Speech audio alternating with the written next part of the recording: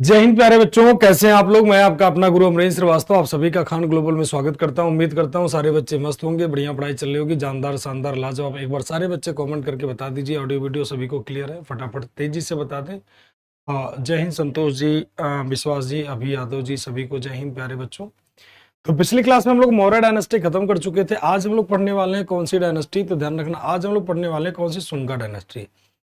मौर्य काल आपका खत्म हो चुका। अब हम लोग चर्चा करने वाले किस पे, मौर्योत्तर काल। मौर्योत्तर काल में दो टाइम पीरियड होता है, एक तो नेटिव और दूसरा होता है फॉरेन। दो तरह के लोग इंडिया में आते हैं, एक तो नेटिव स्टेट होता है, दूसरा फॉरेन स्टेट। ठीक है, तो इंडिया की अगर हम बात कर लेंगे तो इंडिया में दो तरह के लोग आएंगे। Post Maurya, post Maurya period की अगर बात करें, मौर्योत्तर काल इसे कहते हैं। पोस्ट मौर्य पीरियड की बात करोगे यानी कौन सा टाइम होगा, तो मौर्योत्तर काल। यानी क्या हो जाएगा, तो मौर्योत्तर काल हो जाएगा। मौर्योत्तर काल की अगर बात करोगे तो इसको दो टाइम पीरियड में आप बांट दीजिए। इसमें दो तरह के राज्य आते हैं। ठीक, मौर्योत्तर काल में दो तरह के होंगे। एक तो होगा नेटिव स्टेट।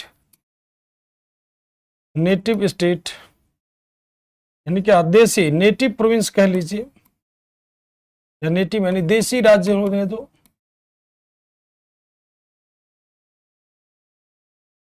यानी क्या, देसी राज्य।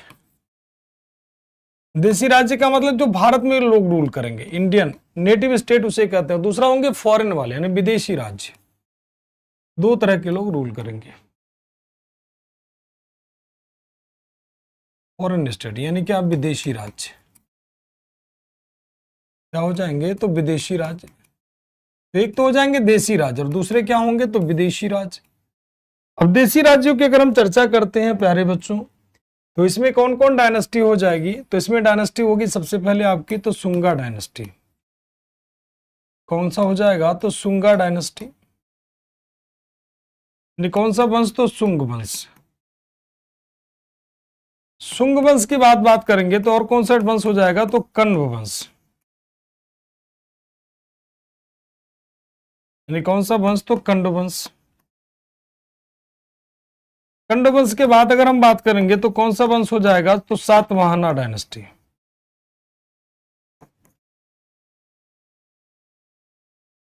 कौन सा वंश, तो सातवाहन वंश।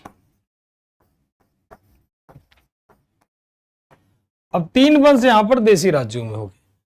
अब विदेशी राज्यों में अगर बात करोगे कि विदेशी राज्यों में, तो देशी राज्यों में हो गए शुंग डायनेस्टी, शुंग वंश, और दूसरा हो जाएगा कौन, कंड वंश, और तीसरा हो जाएगा कौन सा, सातवाहन वंश। तो तीन वंश यहां पर हो जाएंगे। ठीक है ना, ये तीन वंश आपके यहां पर हो जाएंगे। और तीन वंश यहां पर हो जाएंगे विदेशी में, तो कौन कौन सा हो जाएगा, तो इंडो ग्रीक। इंडो ग्रीक यानी क्या, हिंद यूनानी हो जाएंगे। हिंद यूनानी। हिंद यूनानी के बाद अगर बात करोगे तो और कौन हो जाएंगे, तो सकाज। क्या हो जाएंगे, तो शक हो जाएंगे। यानी क्या, तो शक। शक के बाद बात करेंगे बेटा तो पार्थियन हो जाएंगे। पार्थियन, ये सब वंश होते हैं पार्थियन, या इन्हीं को कहते हैं पहलव। इन्हीं को कहते हैं क्या, तो पहलव, यानी पार्थियन या पहलव वंश। पार्थियन या पहलव वंश। दूसरा आपके हो जाएंगे कौन, कुशाना। लास्ट वन कौन हो जाएंगे, तो कुशाना। यानी कौन सा वंश, तो कुषाण वंश। ठीक तो चार वंश इधर हो जाएंगे, इंडो ग्रीक हो जाएंगे, शक हो जाएंगे। इंडो ग्रीक, शक, पार्थियन और कुषाण इधर हो जाएंगे। शुंग वंश, कंड वंश, सातवाहन वंश। तो चार इधर हो जाएंगे और चार क्या हो जाएंगे, इधर हो जाएंगे। ठीक है, तो सभी डायनेस्टी के आप लोग ध्यान रखिएगा। शुंग वंश, कंड वंश, सातवाहन वंश इधर हो जाएंगे। इंडो ग्रीक वंश और शक हो जाएंगे, और कौन हो जाएंगे, पार्थियन, और कौन हो जाएंगे, कुषाण। इसमें अगर हम लोग सबसे पहले बात कर लें तो क्या पढ़ेंगे, तो हम लोग देशी राज्य पढ़ते हैं। कौन सा वंश, तो शुंग वंश। ध्यान एक बात जान लीजिए सारे लोग, आप लोगों को मैंने बताया कि मौर्य काल आपको रिवीजन में रखना है। ठीक है, मौर्य डायनेस्टी आपको रिवीजन में रखना है। पोस्ट मौर्य में आपको रिवीजन में केवल केवल कुषाणों को रखना है, और दूसरा इसमें सातवाहनों को रखना है। बाकी आपको रिवीजन में इसे नहीं रखना है। एक बार एग्जाम के पहले बस एक बार देख लेना, एग्जाम होने वाला होगा, मतलब ऐसे कह लीजिए एक आध महीना पहले एग्जाम के एक बार आप इसे देख लीजिएगा, और उसके बाद मत पढ़िएगा। फिर से ध्यान से देख लीजिए, ये हो गया आपके नेटिव और ये हो गया आपके कौन सा फॉरेन। नेटिव में हो गए शुंग वंश, कंड वंश, सातवाहन वंश, और फॉरेन में हो जाएंगे इंडो ग्रीक, शक हो जाएंगे, पार्थियन हो जाएंगे, और क्या हो जाएंगे तो कुषाण हो जाएंगे, ठीक है ना। तो ये दो वंश के लोग आपके हो जाएंगे। अब इसमें सबसे पहले हम लोग बात कर लेते हैं कौन सी डायनेस्टी, तो शुंगा डायनेस्टी। सबसे पहले अगर हम बात कर लेंगे तो कौन सा वंश हो जाएगा, तो शुंग वंश। स्टार्ट करते हैं कौन सी डायनेस्टी, तो शुंगा डायनेस्टी, यानी कौन सा वंश, तो शुंग वंश।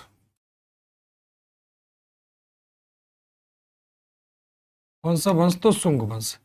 अब शुंग वंश की अगर हम बात कर लेते हैं तो इसका फाउंडर माना जाता है कौन सा, तो पुष्यमित्र शुंग। ध्यान रखना इन सबका टाइम पीरियड आपको याद नहीं करना है, क्योंकि ये सब आपके एग्जाम में नहीं आता है, तो आप टेंशन मुक्त रहें। पुष्यमित्र शुंग, यहां पे इनके बारे में नाम पूछ ले वही बहुत बड़ी बात है। पुष्यमित्र शुंग, शुंग डायनेस्टी का फाउंडर कौन होगा, पुष्यमित्र शुंग। इसे कहते हैं क्या, तो फाउंडर ऑफ शुंगा डायनेस्टी। क्या हो जाएगा, फाउंडर ऑफ शुंगा डायनेस्टी।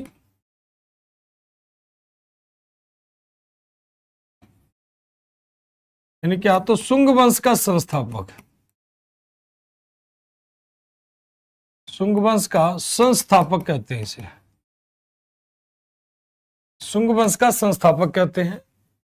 इनकी कैपिटल कहां पर होगी, कैपिटल कहां होगी, तो विदिशा। कहां पर हो जाएगी, विदिशा। और विदिशा कहां पर है प्यारे बच्चों, तो मध्य प्रदेश। यानी कहां पर है, तो मध्य प्रदेश विदिशा है ये। हाँ, उज्जैन निवासी, बिल्कुल कह सकते हो उज्जैन निवासी बेटा। ये पहला ब्राह्मण वंश है। कौन सा वंश है, तो पहला ब्राह्मण वंश है।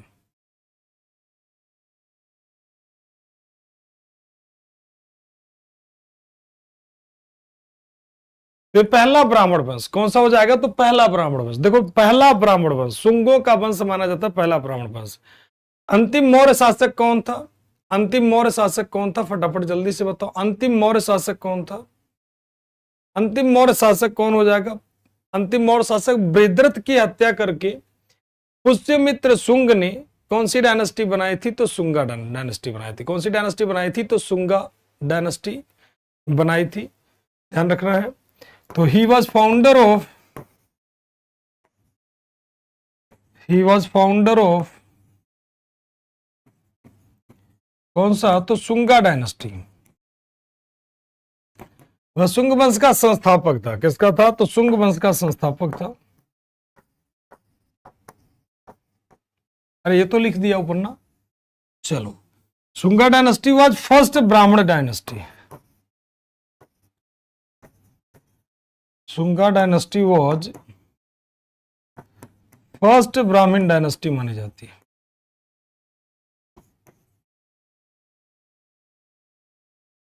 शुंग वंश पहला ब्राह्मण वंश माना जाता है।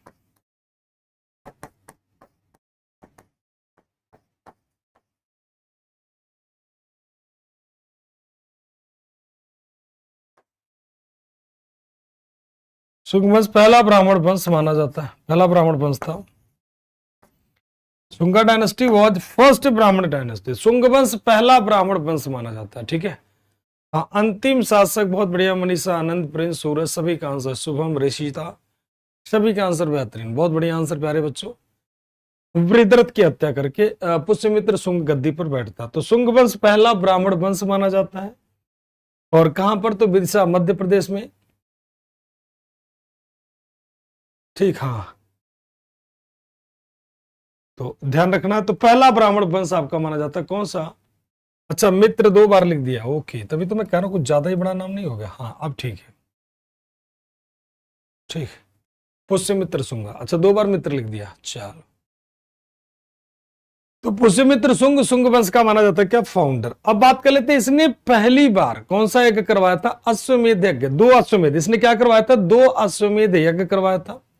और उस अश्वमेध यज्ञ के जो पुरोहित थे उनका नाम क्या था, तो महर्षि पातंजलि उसके जो है पुरोहित थे, ठीक है ना। इसने अश्वमेध यज्ञ कराए, इसने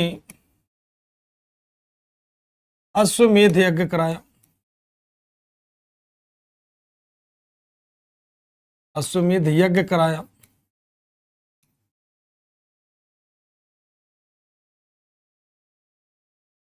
ही सेक्रीफाइस्ड, ठीक। अश्वमेधा किसने, इसने मतलब, इसने का मतलब पुष्यमित्र शुंग ने। और इसका पुरोहित कौन था भाई, क्या करवाता है, तो अश्वमेधा सेक्रीफाइस, अश्वमेधा सेक्रीफाइस, अश्वमेध यज्ञ करवाता है। और इनका पुरोहित कौन सा इसका भाई, इनका प्रीस्ट कौन था, यानी इस यज्ञ कराने वाले का पुरोहित कौन था। इसका पुरोहित हो जाता है कौन, पातंजलि। कौन हो जाते हैं, पातंजलि। पुरोहित कौन हो जाते हैं, तो पातंजलि। कौन हो जाते हैं, पातंजलि इसके पुरोहित थे। इन्होंने ही यज्ञ करवाए थे, अश्वमेध यज्ञ करवाए थे। ध्यान रखना, बार बार पूछता, अश्वमेध यज्ञ कराए थे। अश्वमेध यज्ञ में क्या होता है, बेसिकली अश्वमेध यज्ञ में होता क्या, फटाफट जल्दी से कमेंट करके बताएं, अश्वमेध यज्ञ में क्या होता है। अरे बच्चे बताएं, अश्वमेध यज्ञ में क्या होता है, अश्वमेध यज्ञ में कौन से ऐसा काम होता है, बड़ा प्यारा सा सवाल है। क्या होता है अश्वमेध यज्ञ में एक्चुअल में, अश्वमेध यज्ञ में क्या होता है। चलिए, पातंजलि, पातंजलि बहुत बढ़िया। चलिए और बात कर लेते हैं, अश्वमेध यज्ञ कौन कराएगा, तो पातंजलि। अब पहली बार अश्वमेध यज्ञ प्राचीन काल से चल रहा बेटा, तो उसका किसी राजा का नाम दे पाना मुश्किल होता है। ठीक, पहली बार जो होता है उसे कहोगे तो रामायण महाभारत काल में होता है। ठीक, उस समय से ही चला आ रहा है, सारे पाप धुल जाते हैं। हाँ बढ़िया आकाश, घोड़े को छोड़ा जाता, घोड़ा जहां जहां तक जाता वहां वहां तक क्या कराया जाता, तो पुष्यमित्र शुंग ने क्या कराया, अश्वमेध। ठीक, तो जहां जहां तक घोड़ा जाता वहां वहां तक, तो इसने अपने आप को विजेता डिक्लेयर करने के लिए पुष्यमित्र शुंग ने क्या करवाया था, अश्वमेध यज्ञ कराया था। और घोड़ा जहां जहां तक जाता वो पूरा क्षेत्र उसका होता है। ठीक, अगर कोई राजा से, मान लीजिए कोई राजा किसी को मनी मन बैठा हो कि भाई ये मेरी अधीनता, बहुत सारे लोग होते हैं ना मनी मन, कह लीजिए अलग अलग बातें सोचते हैं कि अगर यार ये कहीं घोड़ा वोड़ा छोड़ा, मतलब अपने आप को विश्व विजेता ना बनने पाए, अगर डिक्लेयर किएगा, तो एक आध राजा होते हैं ना मनी मन बैठे होते हैं कि अपने आप को विश्व विजेता ना, तो घोड़े को पकड़ लेते। जैसे रामायण में देखोगे, लवकुश ने घोड़े को पकड़ा था, राम को ने खुली चैलेंज दिया था कि कहीं ना कहीं ये सारा साम्राज्य हमारा, लवकुश ने पकड़ लिया था घोड़े को, क्योंकि उसमें चैलेंज दिया जाता है। सभी क्षत्रियों को कहा जाता है अगर तुम्हारे अंदर शक्ति है तो युद्ध लड़ो। तो कहने का मतलब एक राजा के अंदर सभी क्षत्रिय राजा जितने भी थे सभी कहीं ना कहीं आत्मसमर्पण कर देते हैं। ठीक, हाँ, स्वतंत्र रूप से विचरण करता है, बिल्कुल सत्य वचन है। चलिए अब इसके बाद अगर हम बात कर लेते हैं और बात करें इसके बारे में, तो इसी के समय इसे बौद्धों का हत्यारा ये कौन सा धर्म को मानता था, तो हिंदू धर्म को मानता था, वैष्णव धर्म को मानता था। और कह लीजिए कि पूरी तरह से अपने आप को ब्राह्मण डिक्लेयर करते हैं, ये ब्राह्मण कम्युनिटी का था। तो ये क्या करता था, 84,000 स्तूपों को नष्ट किया। ही डिस्ट्रॉयड, या पुष्यमित्र शुंगा नाम ही लिख दे रहे, पुष्यमित्र शुंगा डिस्ट्रॉयड 84,000 स्तूप। पुष्यमित्र शुंग ने 84,000 स्तूपों को तोड़ा था जो अशोक द्वारा बनवाए गए थे।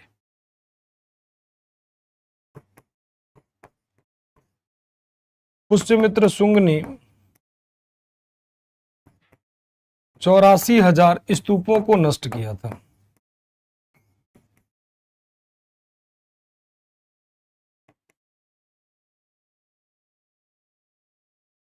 कितने स्तूपों को तोड़ा था, 84,000 स्तूपों को। ठीक, कितना, तो 84,000 स्तूपों को तोड़ता है जो कि वो बनवाता। ध्यान रखना किसके द्वारा बनवाया जाता है, अशोक के द्वारा। उसने 84,000 स्तूपों को पूरा का पूरा क्या कर दिया, नष्ट कर दिया। ध्यान रखना इस बात को। और अगर हम बात कर ले इसके बारे में, तो इन महोदय के समय पहला यवन अटैक होता है यूनानियों का, फर्स्ट इंडो ग्रीक या यवन अटैक इसी के समय होता है। ठीक, पहला यवन आक्रमण यवन आक्रमण, यानी ऐसे कह दिया, इसी के समय कह लीजिए, इसी के समय हिंद यूनानियों का, हिंद यूनानी, इन्हें यवन कहते हैं, यवन यानी क्या, इंडो ग्रीक। इसी के समय हिंद यूनानियों का भारत पर आक्रमण हुआ।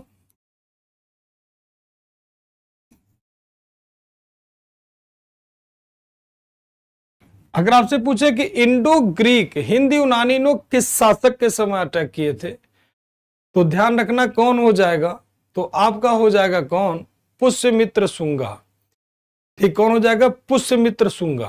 हाँ, जो अशोक बनवाता वो सारा का सारा, क्योंकि ये हिंदू धर्म को मानता था, तो हिंदू धर्म को मानने की वजह से इसने तोड़ देता। हिंदू धर्म को मानता था तो कहते थे भाई बौद्धों का हत्यारा कहा गया इसे लोग बौद्धों का हत्यारा कहते हैं। बौद्धों का हत्यारा, जितने भी ब्राह्मण ग्रंथ हैं वो सब इसे बौद्धों का हत्यारा कहते हैं। क्या कहते हैं, बौद्धों का हत्यारा कहा जाता है, क्योंकि कहीं ना कहीं देख लीजिए सिंपल सा लॉजिक है।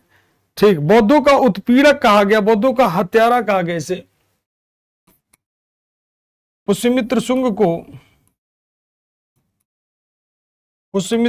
को बौद्धों का हत्यारा, या उत्पीड़क कहा गया। तो इसे बौद्धों का हत्यारा या बौद्धों का उत्पीड़क कहा जाता है। किसको, पुष्यमित्र शुंगा को। क्या कहते हैं, पुष्यमित्र शुंगा को। स्तूप क्या होता है, स्तूप, जो कोई व्यक्ति मर जाता है तो उसको क्या करते हैं, चार तरह के स्तूप होते हैं। एक उद्देश्य के लिए कि अगर हमारी मनोकामना पूरा हो जाए तो हम ये स्तूप बनवाएंगे। स्तूप में बेसिकली भगवान बुद्ध और से रिलेटेड कोई न कोई वस्तु रखी जाती है, या उनके द्वारा यूज की गई हो या उनसे रिलेटेड हो वो चीज रखी जाती है, या भगवान बुद्ध के जो मतलब कह लीजिए बुद्ध के बाद जो बोधिसत्व लोग होते हैं तमाम सारे, उनके द्वारा भी कोई न कोई स्तूप इस तरह से रखी जाती है जो बनाया जाता है। ठीक है, तो बौद्धों का किलर कहा जाता है, बौद्धों का मर्डरर कहा जाता है, मर्डर ऑफ बुद्धिस्ट। तो बुद्धों का मर्डरर कहा जाता है किसे, तो इसी को, क्योंकि कौन से रिलीजन को मानता था, बौद्ध धर्म को। ठीक, और बात कर लेते हैं इसके बारे में अगर हम लोग थोड़ा सा, तो एक स्तूप माना जाता है भरहुत स्तूप। एक स्तूप नाम सुना होगा, चलो स्तूप की बात ही कर दिया आपने तो भी बात कर ले। भरहुत स्तूप, भरहुत स्तूप, भरहुत स्तूपा।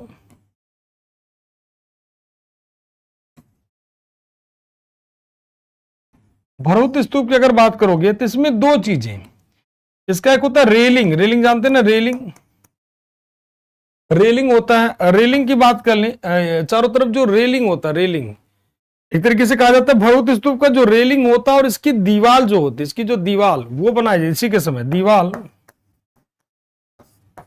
यानी इसके समय जो इसकी वॉल होती है, और क्या होता है, और रेलिंग की बात कर लें कि भाई रेलिंग इसकी जो होती है वो किसके, तो इसी के समय बनती है। रेलिंग और वॉल का निर्माण इसी के समय हुआ, इसी के समय हुआ, इन दिस टाइम। तो निर्माण रेलिंग का इसी के टाइम में होता, भरहुत स्तूप हो जाए या फिर इसका निर्माण। अच्छा, एक और स्तूप है सांची का स्तूप। कौन सा स्तूप, तो सांची स्तूप। सांची स्तूप का रिपेयरिंग की बात करो, हालांकि सांची स्तूप अशोक के समय बनेगा। सांची स्तूप की बात कर लेते हैं, इसमें भी इसका से कह लीजिए, इसका पुनर्निर्माण कह लीजिए, तमाम सारी बातें इसी के समय, थोड़ा सा उसका रिपेयरिंग होता है, ऐसे कह लीजिए, इसका मरम्मत कराया जाता है प्रॉपर में, इसका थोड़ा सा पुनर्निर्माण कर लीजिए, पुनर्निर्माण इसी के समय होगा। पुनर्निर्माण जो सांची स्तूप का इसी के समय देखने को मिल जाता है। थोड़ा सा सांची स्तूप का थोड़ा सा पुनर्निर्माण जो होता है इसी के टाइम में होता है, ध्यान रखना किसके समय, तो पुष्यमित्र शुंग के समय ही सांची के स्तूप का पुनर्निर्माण। हालांकि सांची स्तूप प्रॉपर वे में नहीं बनती, प्रॉपर वे में पहले से बनी हुई थी, बस थोड़ा सा इसमें थोड़ा सा बस ठीक ठाक करा दिया जाता और कुछ नहीं। तो इसको आप याद करो, सांची वाला ना याद करो, कोई बहुत ज्यादा काम का नहीं होता है। तो पुष्यमित्र शुंग कौन से धर्म को मानता है? तो हिंदू धर्म का अनुयायी था, क्योंकि हिंदू धर्म के अनुयायी के होने के कारण से ध्यान रखना इसको कई सारे ऐसे इसने और क्या कहा था, बौद्धों का हत्यारा माना जाता है। ठीक, स्तूप कैसा होता है? ठीक, स्तूप नहीं देखे हो स्तूप, चलो दिखा देते हैं। क्या होता है स्तूप?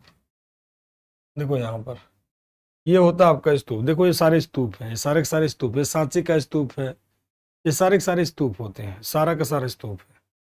कोई भी स्तूप उठा लो, जो मर्जी करे आप, कोई भी स्तूप उठा लीजिए।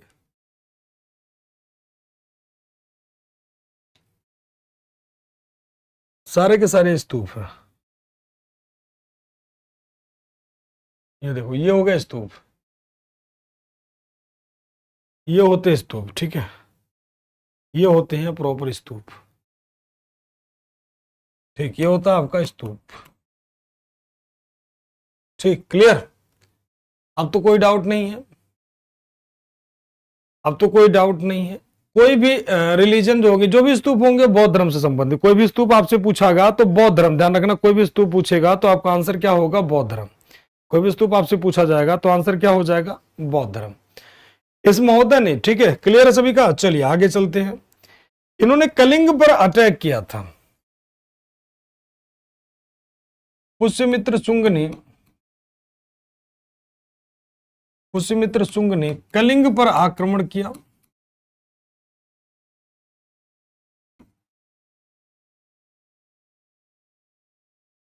पुष्यमित्र शुंग ने कहां पर आक्रमण किया? तो कलिंग पर आक्रमण किया।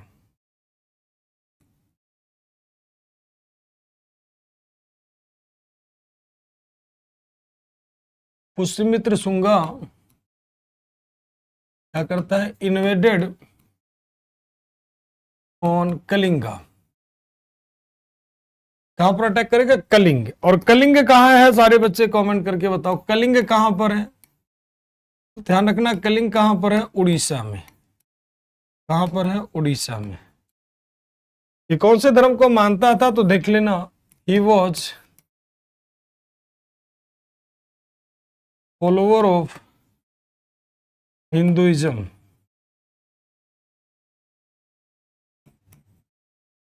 यह हिंदू धर्म का अनुयायी था, हिंदू धर्म का, हिंदू धर्म का अनुयायी था।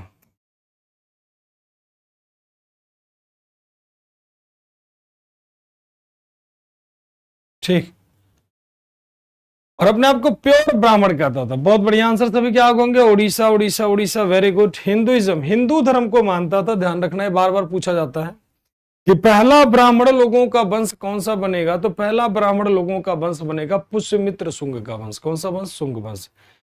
पुष्यमित्र शुंग के बाद जो अगला राजा आता है वो होता कौन? अग्निमित्र। कौन होता है? तो अग्निमित्र। इसके बाद जो अगला राजा आएगा बेटा तो होगा अग्निमित्र।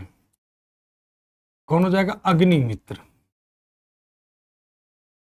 ये छोटे छोटे राजा हैं जो बैठेंगे और मरेंगे उतरेंगे। अग्निमित्र ये कौन था? तो सन ऑफ पुष्यमित्र शुंगा।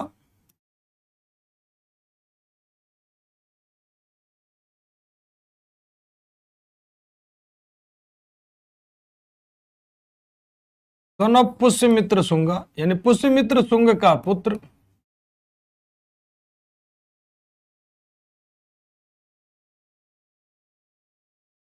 पुष्यमित्र शुंग का पुत्र, पुष्यमित्र शुंग का पित्र। और बातें कर लेते हैं अग्निमित्रम। इसने एक बुक लिखी थी इन्हीं के समय, मतलब हीरो जो कहते हैं हीरो ऑफ मालविका अग्निमित्रम। मालविका अग्निमित्रम,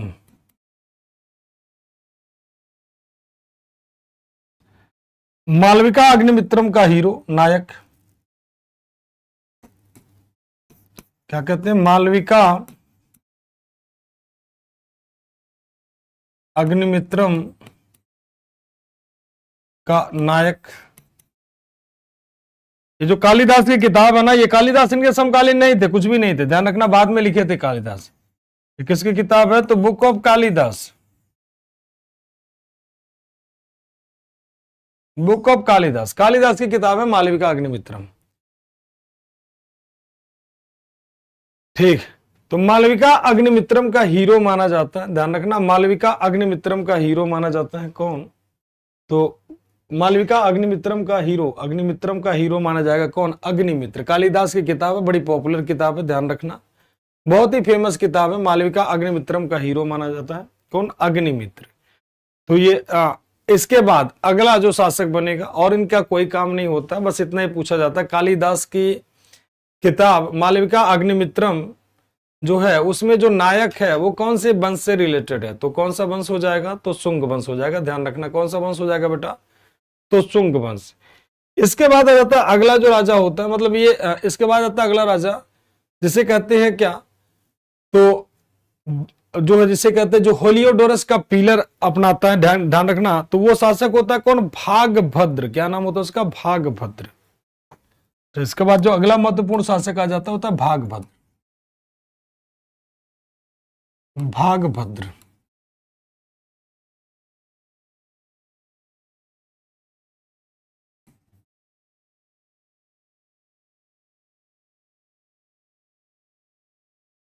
भागभद्र, भागभद्र की जब बात आ जाती है कि भाई भागभद्र कौन था, अगला इसी के समय एक यूनान का एक व्यक्ति आता है जिसका नाम था हेलियोडोरस। हेलियोडोरस इसके दरबार में आता है, भागभद्र के दरबार में, और एक पिलर बनवाता है।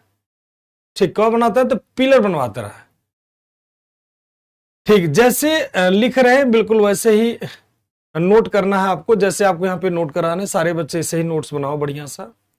ठीक, तो हेलियोडोरस का पिलर, यानी कौन सा पिलर? तो हेलियोडोरस का पिलर, भागभद्र। हेलियोडोरस इसी के दरबार में आता है। हेलियोडोरस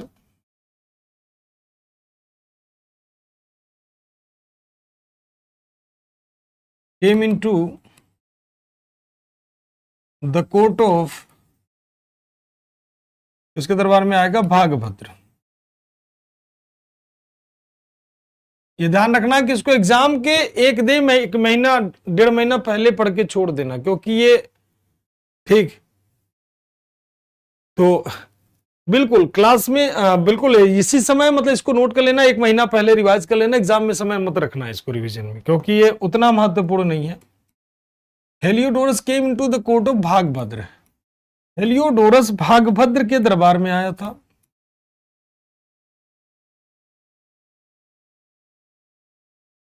हेलियोडोरस भागभद्र के दरबार में आया था, भागभद्र के दरबार में आया, दरबार में आया।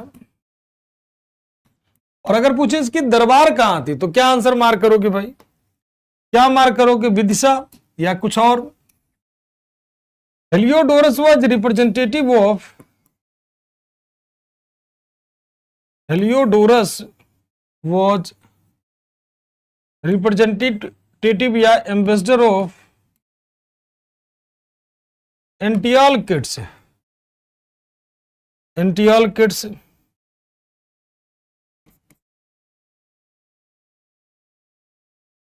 हेलियोडोरस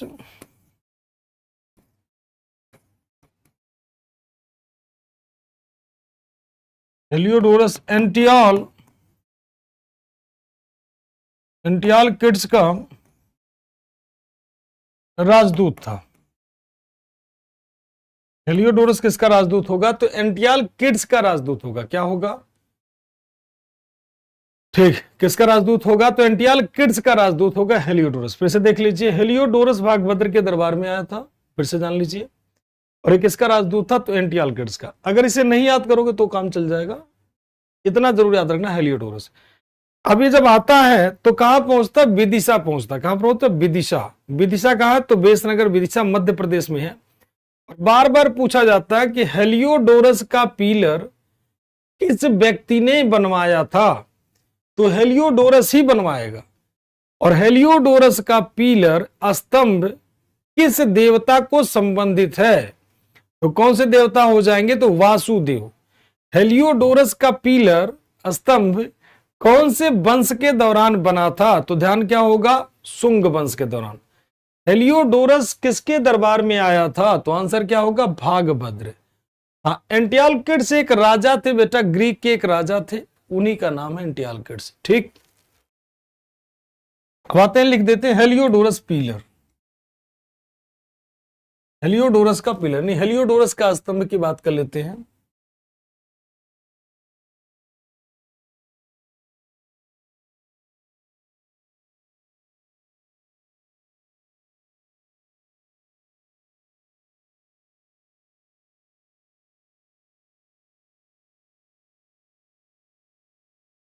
हेलियोडोरस स्तंभ, अब हेलियोडोरस का स्तंभ की बात अगर करते हो भाई, सिंपल सा लॉजिक होगा, ये कहां पर है? तो विदिशा। कहां पर हो जाएगा? विदिशा। और ये कहां पर है? तो मध्य प्रदेश में, विदिशा मध्य प्रदेश। अब ये किस गॉड को डेडिकेटेड है? ये किस देवता को डेडिकेटेड है? तो ध्यान रखना किसको डेडिकेटेड हो जाएगा? तो लॉर्ड वासुदेवा, यानी किसको? तो भगवान वासुदेव को संबंधित है। और वासुदेव का मतलब कौन हो जाएगा? इसको बनवाता कौन है? Built by Heliodorus.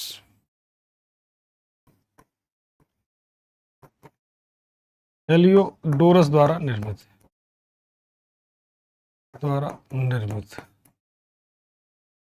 इसी स्तंभ को एक और नाम देते, गरुण स्तंभ। इसका अदर नेम क्या है?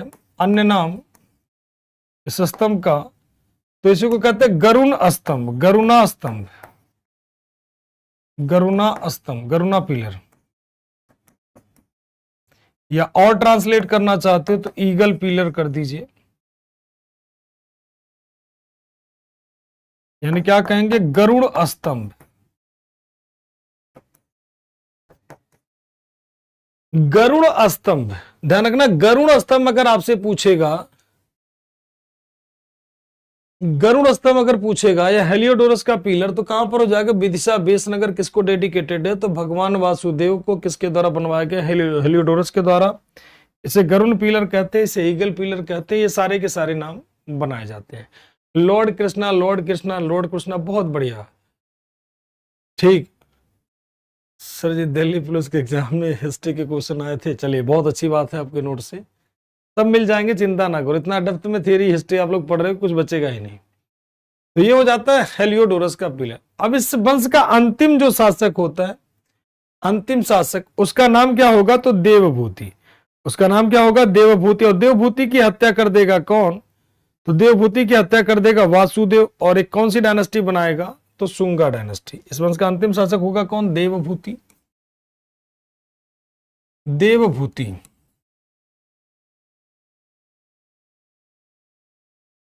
कौन हो जाएगा? तो देवभूति। देवभूति इस वंश का अंतिम शासक होगा।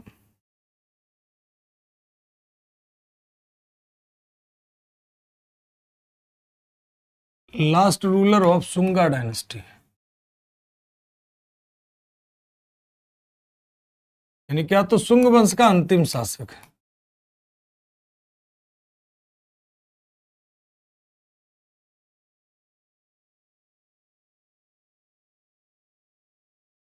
शुंग वंश का अंतिम शासक, इसकी हत्या कौन करेगा?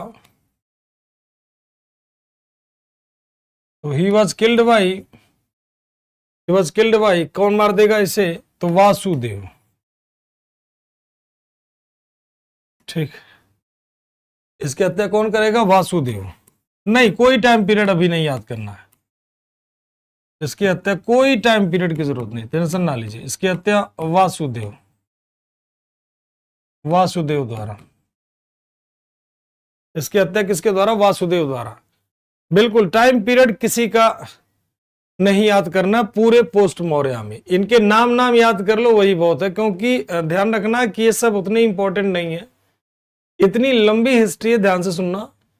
तो पोस्ट मौर्य मैंने आपको बार बार रिवाइज किया है, ये फिर से रिवाइज कर रहा हूं कि इसे आप एग्जाम के 1 महीना पहले पढ़ोगे। ठीक है आनंद जी, एग्जाम के टाइम में नहीं रखना है, ठीक।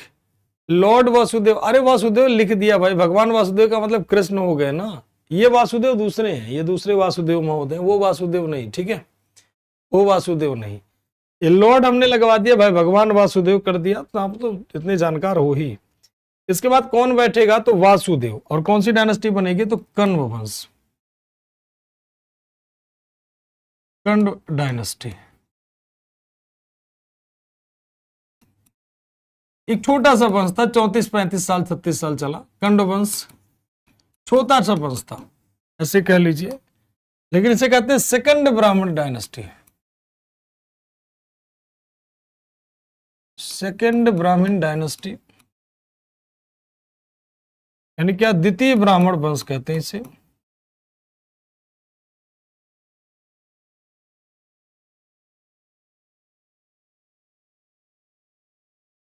द्वितीय ब्राह्मण वंश शुंग वंश को कहते हैं।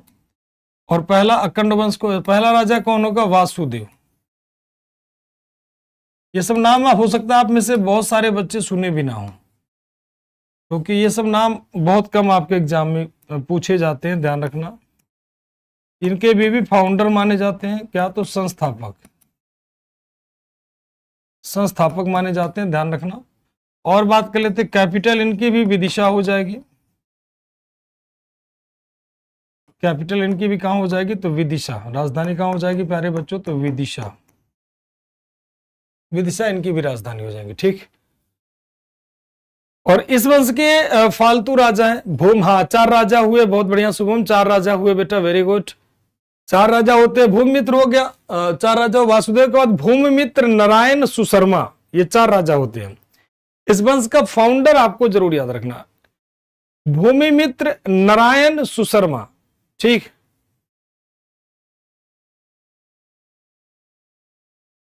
ठीक, तो भूमिमित्र, नारायण और कौन हो जाएगा, सुशर्मा। तो भूमिमित्र, नारायण और कौन हो जाएगा, सुशर्मा। इस वंश के अदर रूलर, तो अन्य शासक की देख लेते हैं, जो फालतू वाले राजा हैं।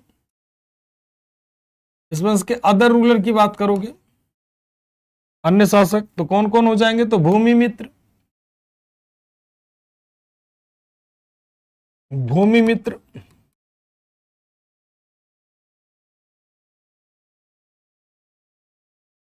और कौन हो जाएगा, नारायण, नारायण, और कौन हो जाएगा, तो Susharma.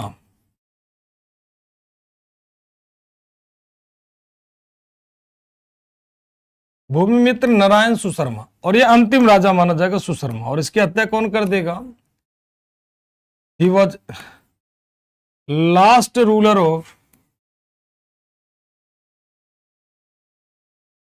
Last ruler of Kanva dynasty,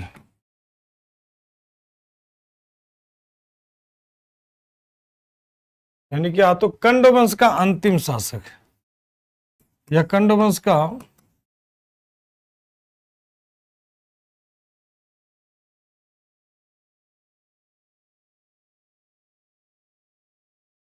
Kanva वंश का अंतिम शासक था, अंतिम शासक था। इसकी हत्या कौन कर देगा,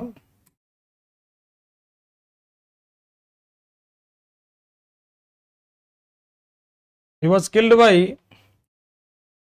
killed by सिमुक। इसकी हत्या सिमुक ने किया।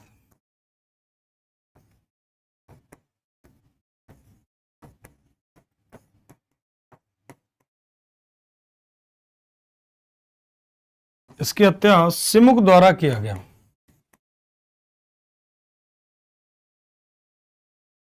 इसकी हत्या कौन कर देगा, तो सिमुक कर देगा। हाँ, सिमुक, सिंधुक, सिप्रस, वृषल, ये सारे नाम मिलते हैं, ध्यान रखना, ठीक।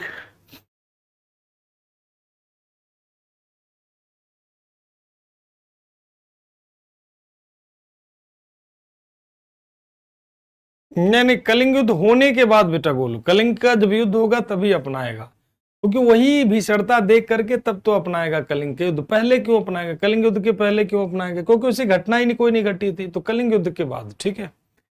हाँ, कलिंग युद्ध के बाद बेटा।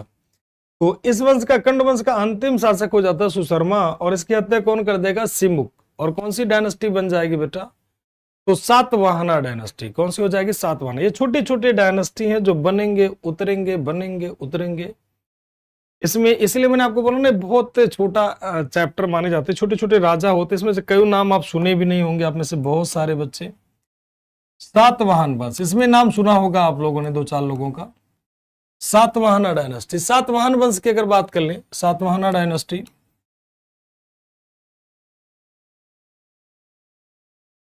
सातवाहन वंश, सातवाहन वंश,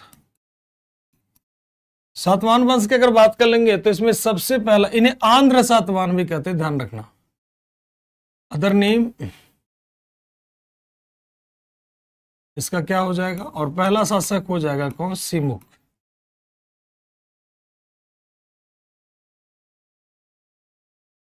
कौन हो जाएगा? सिमुक।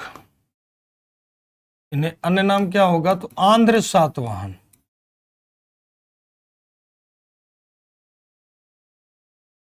आंध्र सातवाहन। सिमुक को क्या कहते हैं? सिमुक को, तो सिमुक को कहते हैं founder, founder of Satavahana dynasty.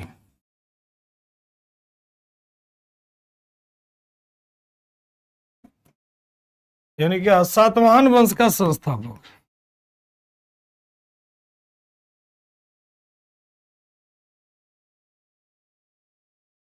Satavahana वंश का संस्थापक कहते हैं इसे।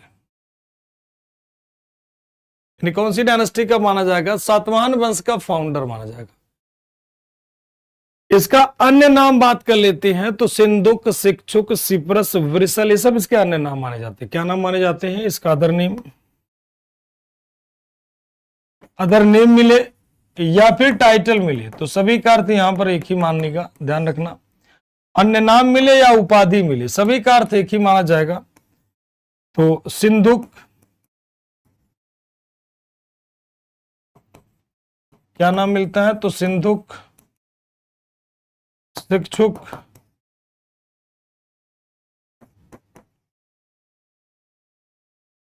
शिक्षुक, सिप्रस, वृषल।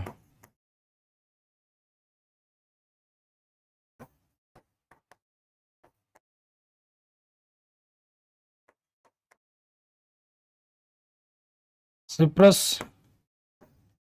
और क्या? तो वृषल। हालांकि वृषल चंद्र को तो मौर्य को कहते थे। ये सारे के सारे नाम मिलते हैं किसके? तो सारे के सारे नाम मिलते हैं किसके? तो सिमुक के, शिमुक के सारे नाम मिलते हैं। और ये सातवाहन वंश का क्या माना जाएगा? फाउंडर माना जाएगा। सिंधुक, शिक्षुक, सिप्रस, वृषल, ठीक, सिंधुक, शिक्षुक, सिप्रस, वृषल, ये सब किसके डायनेस्टी के फाउंडर माने जाएंगे? सातवाहन डायनेस्टी के। इसके बाद इस वंश का जो पहला शासक होता है उसे कहते हैं क्या? तो जैसे सातवाहन डायनेस्टी का पहला जो पावरफुल शासक होगा उसे कहते हैं सातकर्णी प्रथम।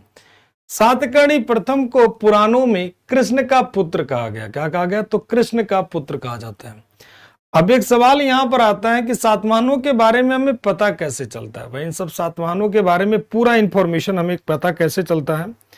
तो सातवाहनों की जानकारी का जो हमारे पास सोर्स देखने को मिलता है वो कई सारे लेख से हमें पता चलता है। कई सारे लेख से पता चलता है सातवाहनों के बारे में। जो भी इनके बारे में पता चलता है वो कई सारे लेख होते हैं। जैसे मान लीजिए नासिक का लेख, नासिक का गुहा लेख। नासिक का गुहा लेख किसका? तो गौतमी पुत्र सातकर्णी का, वशिष्ठी पुत्र पालमावी का, यज्ञ श्री सातकर्णी का। कई लोगों को नासिक के वृक्ष के बारे में, हमें सातवाहन वंश के बारे में पता चलता है। तो सिंधुक, शिक्षुक, सिप्रस, वृषल, और पहला शासक हो जाएगा इस वंश का पावरफुल कौन? तो सातकर्णी प्रथम, सातकर्णी फर्स्ट, सातकर्णी फर्स्ट हो जाता है। सातकर्णी प्रथम ने क्या किया था? तो अश्वमेध यज्ञ करवाया था। गौतमी पुत्र सातकर्णी, गौतमी पुत्र सातकर्णी अभी इसके बाद आएगा। अभी तो हाला आएगा, फिर गौतमी पुत्र सातकर्णी आएगा, अभी ये नहीं आएगा, ठीक। हाँ, गौतमी पुत्र सातकर्णी भी बाद में आएगा, ठीक।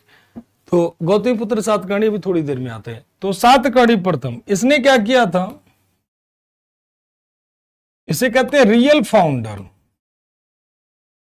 वास्तविक संस्थापक, real founder of Satavahana dynasty.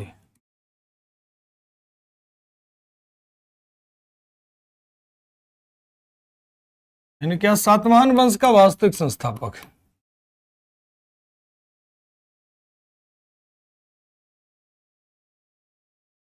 Satavahana वंश का वास्तविक संस्थापक।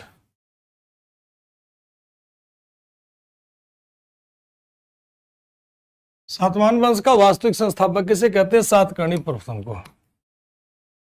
इसे कहते हैं क्या? तो सन ऑफ कृष्णा।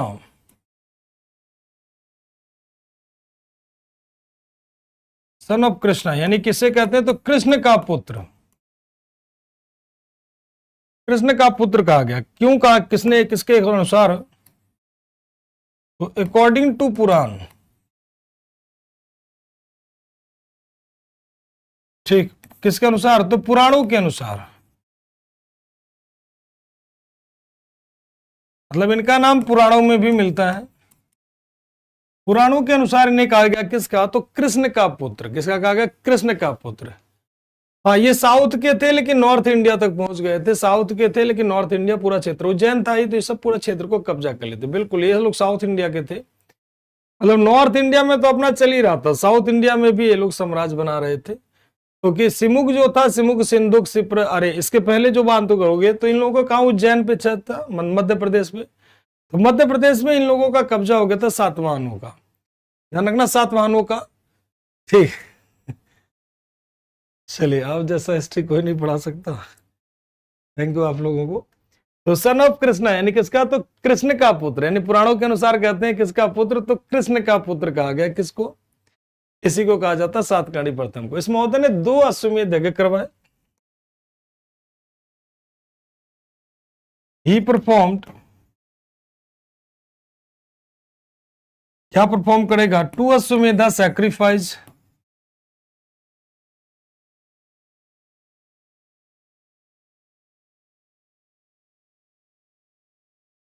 एंड 1 राजसू यज्ञ। और एक क्या करवाता है? राजसू यज्ञ।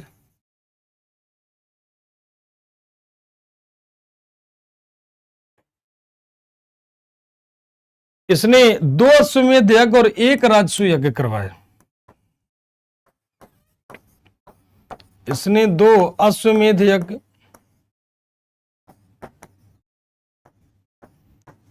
और एक राजसू यज्ञ करवाया।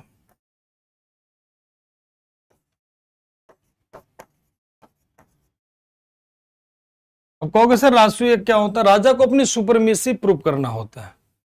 राजा को अपनी सुपरमेसी, हाँ मतलब ऐसे उपमा दे दिया गया भाई, कृष्ण का पुत्र का मतलब बेटा आनंद, उपमा दे देना, किसी व्यक्ति को उपमा दे देना। चलिए, तो हाँ, किसी का मतलब उपमा दे देना है, कंपेयर कराना कि भाई देखो ये इनका पुत्र है। इसने 2 राजसू यज्ञ करवा, 2 अश्वमेध यज्ञ करवा और एक क्या करवाता है? राजसू यज्ञ करवाता है। किसके द्वारा? सातकर्णी फर्स्ट के द्वारा ये यज्ञ करवाए जाते हैं। ठीक, इसके बाद अगला जो शासक होगा सातकर्णी प्रथम के बाद अगला हो जाएगा कौन सा? तो आपका हो जाएगा हाला। कौन हो जाएगा? हाला। इसकी पॉलिसी बैटल वाली होगी, ध्यान रखना, युद्ध नीति वाली इसकी पॉलिसी होगी। मतलब इसकी पॉलिसी क्या होगी? Battle policy. इसकी पॉलिसी क्या हो जाएगी? तो ध्यान रखना, बैटल पॉलिसी। मतलब इसकी नीति क्या हो जाएगी? बैटल नीति। लगभग साउथ इंडिया का पूरा क्षेत्र जीतता है। बैटल यानी युद्ध। ये शांति वांति वाला हिसाब नहीं था इसका, युद्ध वाला। ठीक है ना? Conquer the maximum part of South India, ध्यान रखना, conquered maximum part of South India. Maximum की जगह मोस्टली पार्ट कर दीजिए और बेटर रहेगा। Mostly part of South India, conquer mostly part of South India. दक्षिण भारत के अधिकांश भागों को जीत लिया। दक्षिण भारत के अधिकांश भागों को जीता।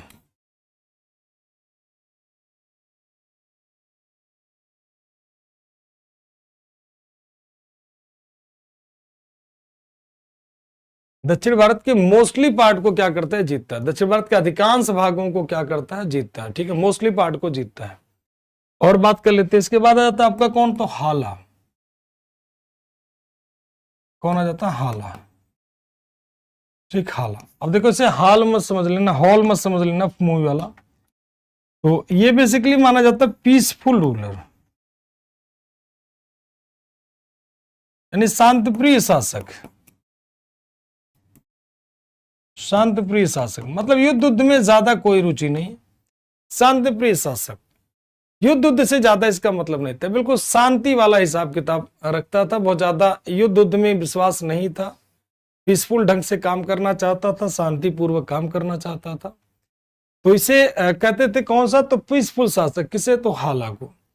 इसके दरबार में अगर हम बात कर लेते, पीसफुल शासक माना जाता है। इसके कोर्ट में बात कर लेंगे तो इसके दरबार में रहा करते थे सर्ववर्मन, जो कातंत्र के लेखक माने जाते हैं सर्ववर्मन, और गुणाढ़ माने जाते हैं, जो गुणाढ़ जो है पैशाची प्रकृति में लिखते, गुणाढ़ इसके दरबार में रहा करते थे।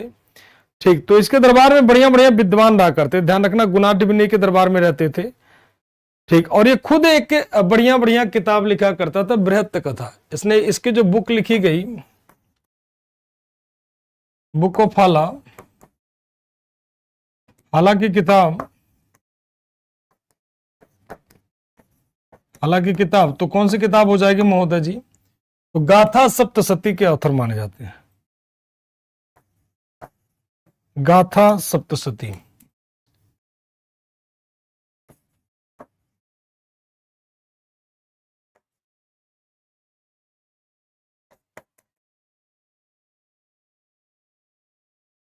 गाथा सप्तशती के ऑथर माने जाते हैं। कौन सी लैंग्वेज,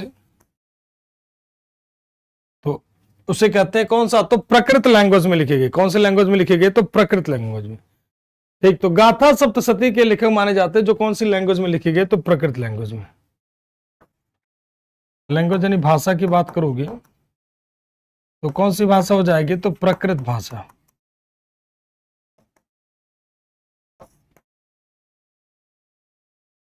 ठीक, अब इसके हाला के दो विद्वान दरबार में रहा करते, दो विद्वान, एक का नाम था कातंत्र सर्ववर्मन और दूसरे का नाम हो जाएंगे कौन, गुणाढ़। ध्यान रखना, गाथा सप्तशती।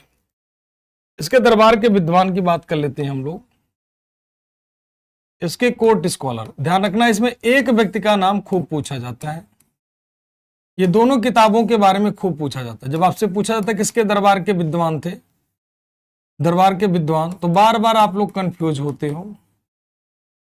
दरबारी विद्वान, ठीक है, दरबार के विद्वान, दरबारी विद्वान जिसे कहते हैं, तो उसमें हो जाएगा कौन, गुणाढ़, गुणाढ़,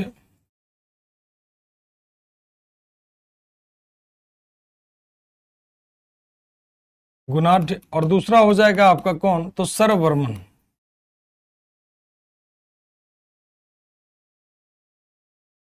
कौन हो जाएगा, सर्ववर्मन। अब देखो गुणाढ़ किसके लेखक माने जाते हैं, तो इनका जैसे गाथा सप्तशती, उससे होता है बृहत कथा, बृहत कथा, और इसका क्या हो जाएगा, तो सर्ववर्मन का कातंत्र।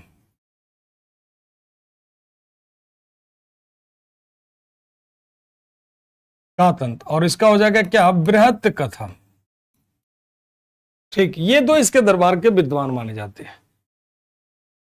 इसके बाद जो सबसे शक्तिशाली व्यक्ति आएगा, और वो व्यक्ति कौन होगा, गौतमी पुत्र सातकर्णी, जिसे नाम दिया जाता त्रिसमुद्रो पितावाहन, जिसके घोड़े मतलब शांति प्रिय, से बैटल में कोई रुचि नहीं थी, शांतिपूर्वक काम करना चाहता था।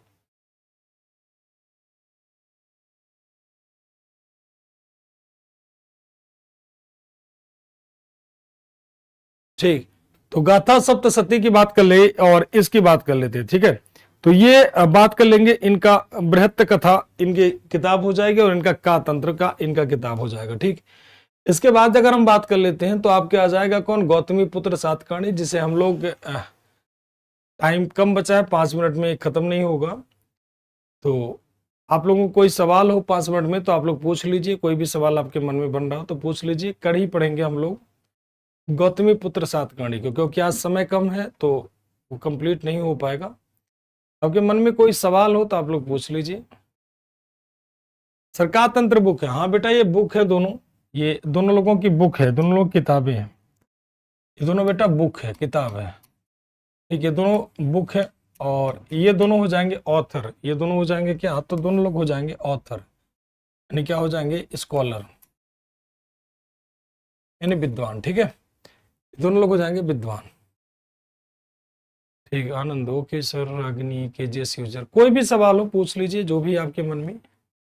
सर्कल क्लास, ठीक है, हाँ डेली क्लास तो मेरी छुट्टी नहीं होती बेटा, मैं छुट्टी क्लास बहुत रेयरतम ऑफ रेयर होती है, या तो कहीं आउट ऑफ स्टेशन चले जाऊं तभी छुट्टी होती है, लीव बहुत कम रहता है। प्रैक्टिस क्लास, पहले अभी थियरी कंप्लीट करिए गोलू जी, फिर प्रैक्टिस के बारे में सोचिए, ठीक है, पहले थियरी पूरा कंप्लीट कर लीजिए, फिर प्रैक्टिस के बाद देखते हैं। थियरी आप पढ़ोगे ही नहीं फिर सीधे प्रैक्टिस, तो वो ठीक नहीं होगा। आईबीसी को नहीं, रिवीजन में आईबीसी का टाउन प्लानिंग रखना है बस, ठीक। चलिए और बताइए सर, उस समय लिखता, उस टाइम में ये सब लिखता कौन था, तो ये सब विद्वान है बेटा दरबार में, जैसे आज भी देखोगे बहुत सारे लोग लेखन कला के शौकीन होते हैं ना, वैसे ये लोग भी दरबार में विद्वान थे, पढ़े लिखे वो लोग होते थे, तो अपना लेखन करते थे समाज के बारे में, सोसाइटी के बारे में। अगर वो लोग लिखते नहीं, ठीक, अगर वो लोग लिखते नहीं तो ध्यान रखना, अगर वो लोग लिखते नहीं तो आज हम लोग कैसे पता पाते कि वह उस समय ऐसा ही रहा होगा। कोई बात नहीं, शेड्यूल नहीं हो रहा, शेड्यूल हमेशा रहेगा, ठीक है, टेंशन मुक्त रहो, वो बन जाएगा। आज का शेड्यूल आज का रहता है।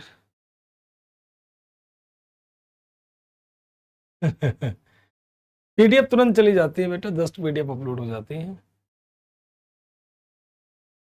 सर शेड्यूल में नहीं था, शेड्यूल आपका टाइम जैसे जो क्लास चले वो क्लास एक बार जरूर चेक कर लिया करिए आप लोग, भी क्लास होती है आप उस टाइम को चेक कर लिया करें, कभी कभी हो जाता है 2-4 मिनट का आगे पीछे, बट ऐसा नहीं, शेड्यूल होगा तब डेली रहेगा, ठीक है। और ये इतनी बड़ी लाइन मत बनाया करो बेटा, निशान उशान ब्लॉक हो जाओगे काम का। जय श्री राम, ठीक है, ठीक है। सब पहले थियरी कंप्लीट करते हैं बेटा, पहले थियरी पढ़ो, अगर थियरी नहीं पढ़े रहोगे तो फिर एमसीक्यू कितना कर पाओगे बताओ, 4 लाइन में फिर गायब हो जाओगे। और जो पढ़े हो अगर उसी का एमसीक्यू सेम डे करोगे तो उससे कोई फायदा तो होगा नहीं, क्योंकि वो आप पढ़ ही लिया और तुरंत एमसीक्यू करोगे तो सारा का सारा मार दोगे, तो क्या फायदा। कल की पीडीएफ देखता हूँ आनंद जी, कल का मिला होगा, अब आप एक बार दोबारा चेक करना, अपलोड तो हो गया होगा, फिर भी मैं रीचेक करवा लूंगा। और बताओ,